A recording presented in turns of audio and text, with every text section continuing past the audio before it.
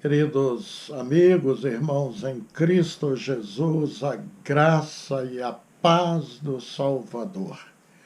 Vamos ler um texto bíblico que, a princípio, suscita questionamentos aos novos convertidos e, infelizmente, a muitos crentes antigos. Moisés, querido, todos nós sabemos que nasceu de mulher, era um homem que cometia os seus pecados, portanto, como nós, imperfeitos, mas a Bíblia compara Moisés ao Salvador do mundo, Jesus Cristo. Vamos ler aqui Deuteronômio 18, do 17 ao 18. Eu lhe suscitarei um profeta no meio de seus irmãos como tu, e porei as minhas palavras na sua boca, e ele lhes falará tudo o que lhe ordenar. E será que qualquer que não ouvir as minhas palavras, que ele falar em meu nome, eu requererei dele. Os irmãos perceberam estas palavras? Elas foram proferidas pelo próprio Deus para Moisés, para Israel e para a posteridade. As palavras de Deus, portanto, apontavam para o futuro. E não resta qualquer dúvida de que Deus estava falando a respeito de seu Filho Jesus Cristo, que seria enviado a esta terra.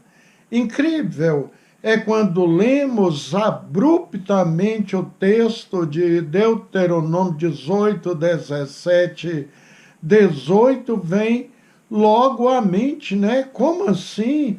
Moisés comparado com Jesus Cristo? Uma vez que Deus disse a Moisés, queridos irmãos, e a posteridade, que iria levantar um profeta igual a ele, como tu, e darei a este profeta a minha mensagem, e ele dirá ao povo tudo o que eu ordenar. Eu castigarei quem não obedecer às ordens que esse profeta der em meu nome. Atentaram bem? São palavras de Deus. Ocorre que é importante observarmos uma palavrinha: prefiguração. Moisés não foi igualado a Deus, ele apenas prefigurou Jesus.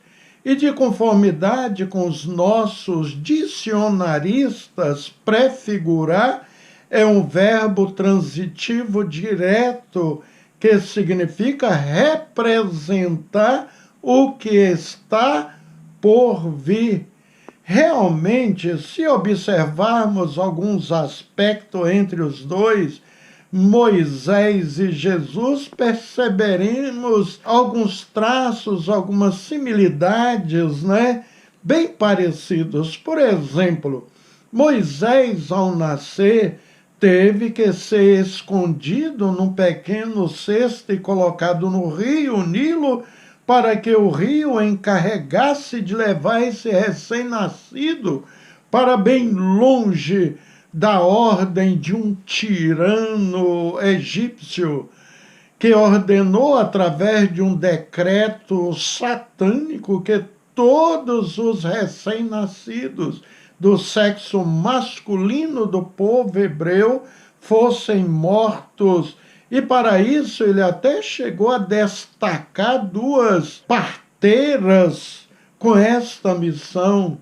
A razão primordial de Faraó era diminuir o número de escravos hebreus, uma vez que ele achou que o número dos mesmos já era exorbitante e temeu uma revolução interna. Passou até pela cabeça desse faraó que, se houvesse uma guerra contra outra nação, os israelitas se uniriam ao povo invasor para derrotar Faraó e os seus soldados.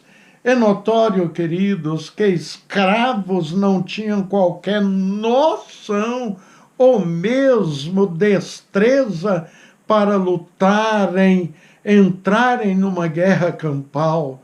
Faraó nunca os treinou para uma guerra.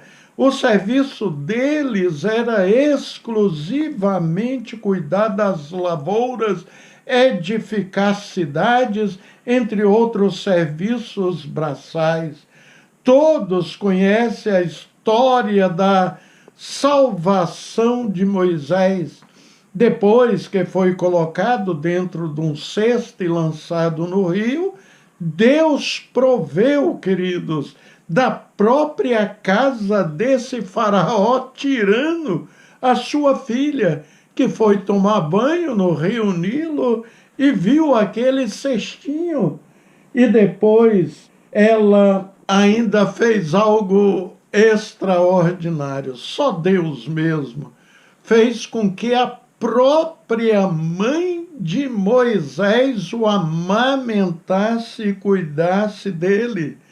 E depois de adulto, precisamente, querido, já agora com 40 anos de idade, Moisés, depois de entender o desígnio, o propósito de Deus para a sua vida, viveu muitos anos ali no palácio, mas ele tinha uma missão.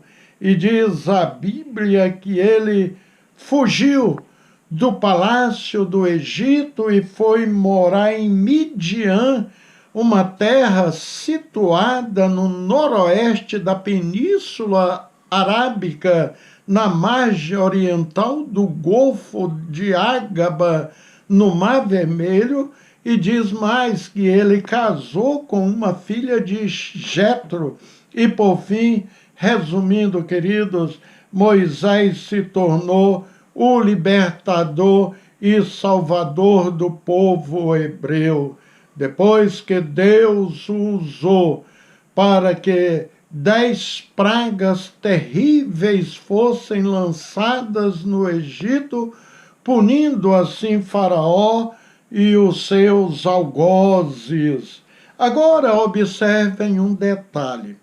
Quando Jesus Cristo nasceu, Herodes também, um tirano, só que de nacionalidade romana, emitiu um decreto mandando matar os recém-nascidos, também do sexo masculino, com medo de perder o seu trono para o rei de Israel, que, segundo a profecia, havia de nascer em Belém.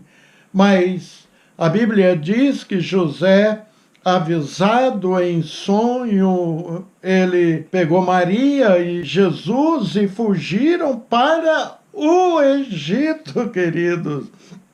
E Jesus Cristo se tornou então o libertador e salvador, não só de um povo, mas de toda a humanidade. Bem, a semelhança de Moisés e Jesus quanto ao nascimento, na tentativa de ambos serem assassinados ainda recém-nascidos, é incrível, não é mesmo? Vamos ler esses 2 textos bíblicos para não ficar apenas nas minhas palavras. Êxodo 1, 22. Então ordenou Faraó a todo o seu povo, dizendo: a todos os filhos que nascerem lançareis no rio, mas todas as filhas guardareis com vida. Agora vamos ler o Novo Testamento, Mateus 2,16.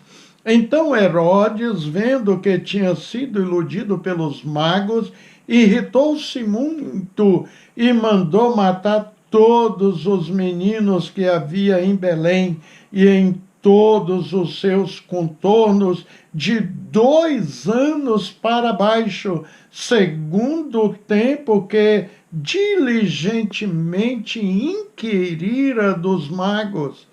Agora, outra semelhança entre os dois é que Moisés, uma vez salvo e criado pela filha de Faraó, ele se tornou um príncipe.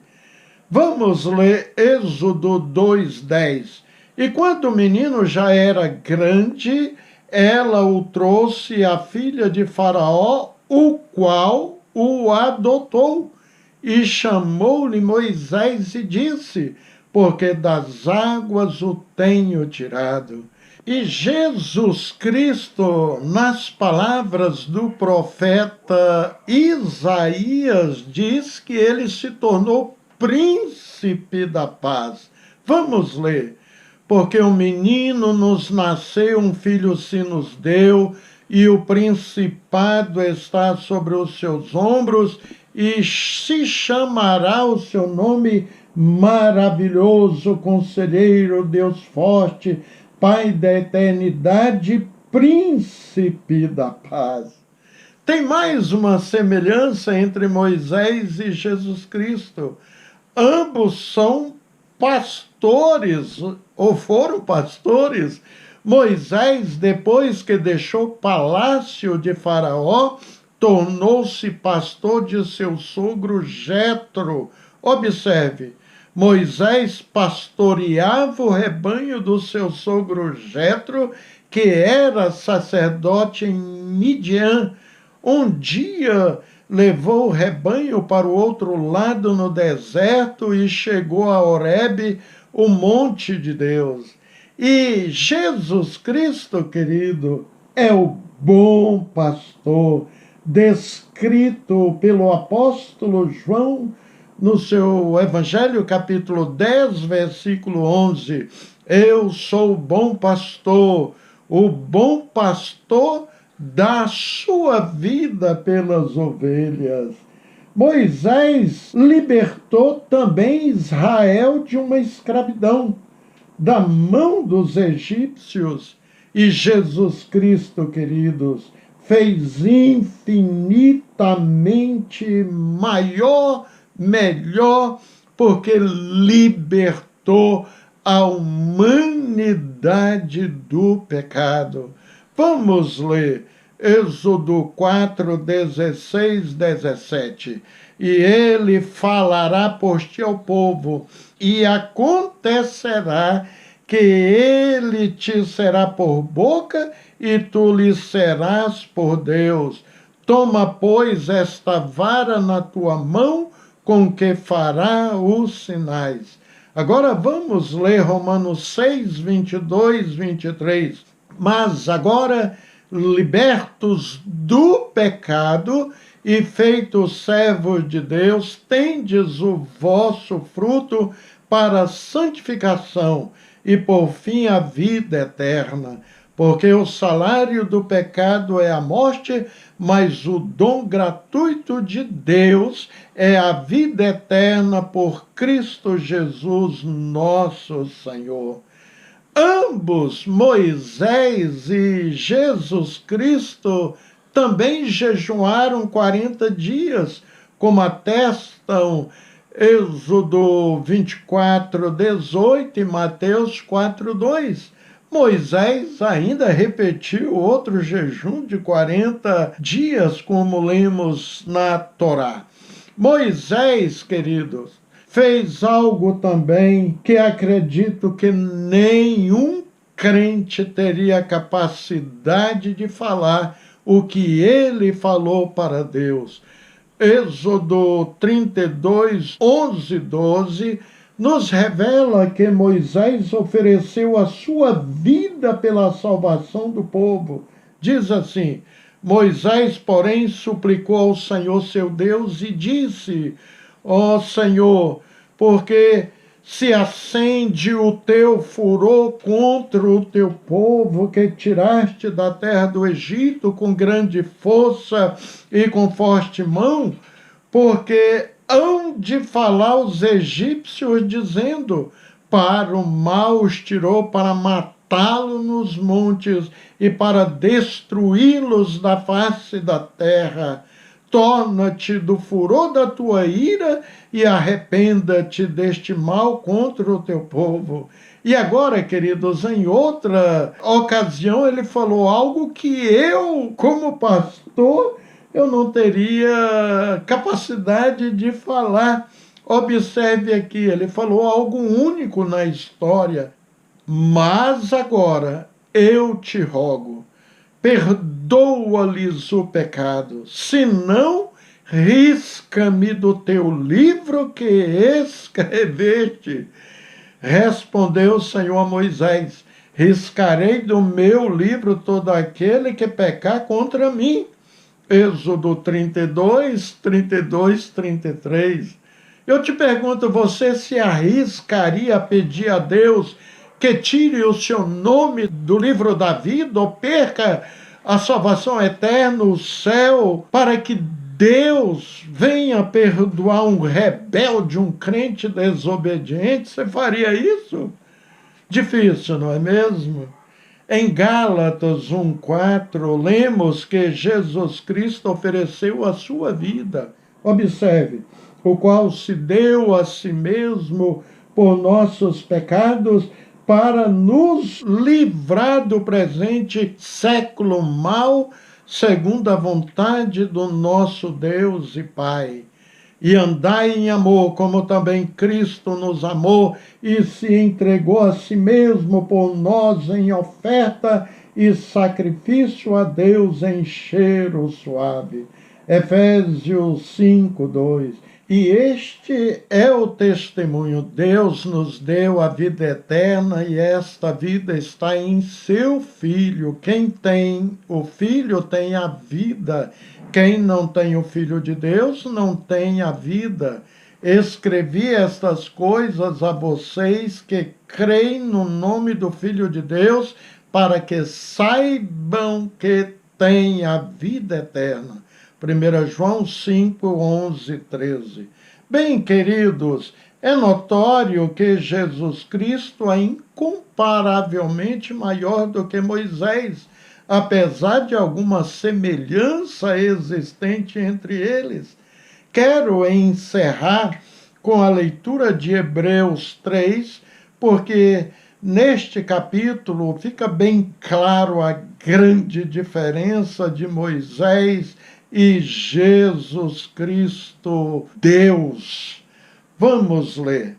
Por isso, irmãos santos, participantes da vocação celestial, considerai a Jesus Cristo, o apóstolo e sumo sacerdote da vossa confissão, sendo fiel ao que o constituiu, como também o foi Moisés em toda a sua casa, porque ele é tido por digno de tanto maior glória do que Moisés, quanto maior honra do que a casa que aquele que a edificou.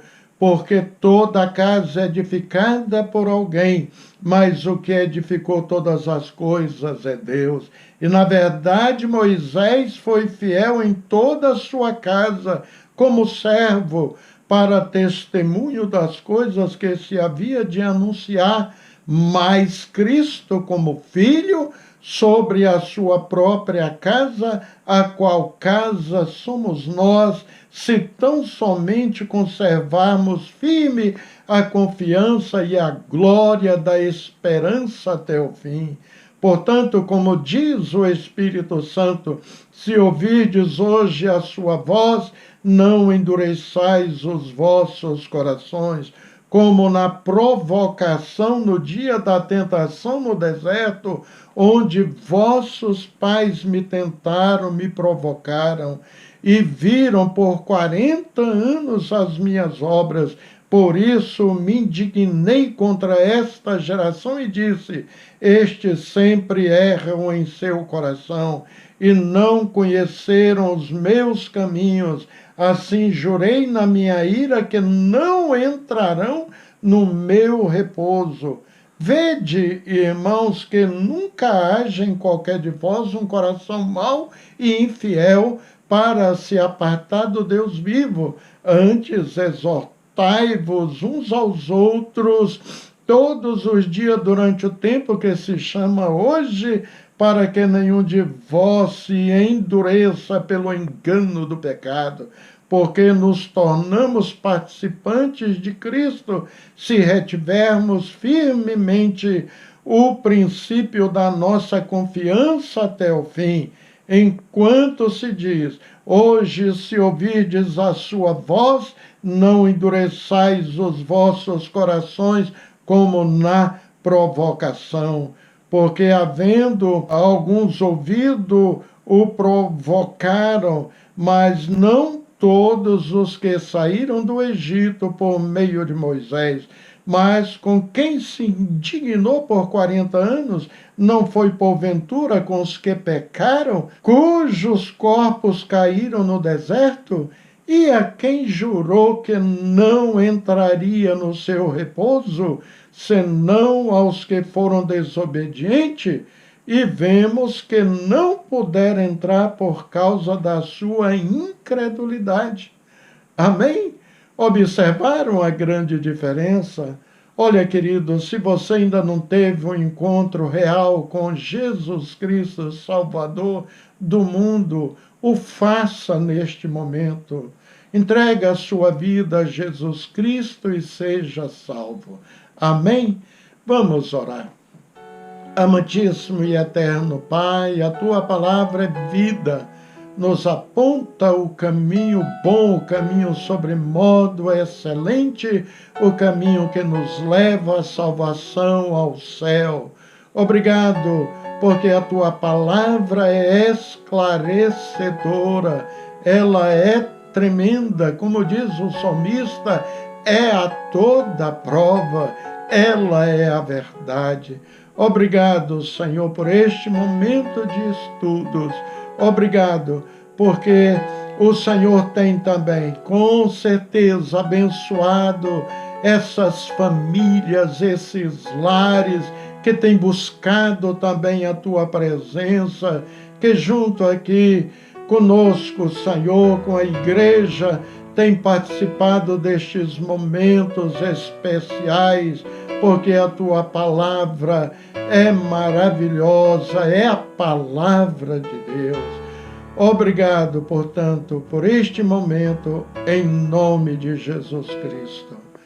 A todos que nos assistem, um abraço fraterno, que Deus os abençoe grandemente.